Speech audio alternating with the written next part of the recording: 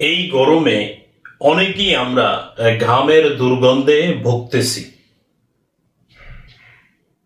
আসলে মূলত ঘামে কোনো দুর্গন্ধ নেই। ভূগোলে যে ঘাম হয় সেই ঘাম থেকে এক ধরনের ব্যাকটেরিয়া জন্ম হয়, সেই ব্যাকটেরিয়ার দুর্গন্ধ হয়। এ থেকে কিভাবে আপনি পরিত্রাণ পাবেন, আসুন আমরা জেনে নেই। রাতে গোসল করবেন, সাবান ব্যবহার করবেন, তবে লাইফবয়, স্যাভলন, ডেটল এই ধরনের সাবান ব্যবহার করে সুন্দর মতন পরিষ্কার করে শুকিয়ে নেবেন। শুকিয়ে নেওয়ার পরে আপনি রাতে যে কোনো একটি ডিওড্রান্ট এখানে লাগাবেন। লাগানোর পরে রাতে আপনি তো ঘুমাবেন, সকালবেলা ঘুম থেকে উঠে আপনি গোসল করবেন। গোসল করার পরে আপনি ফিটকিরি ব্যবহার করবেন। ফিটকিরি ব্যবহার করবেন সারাদিন।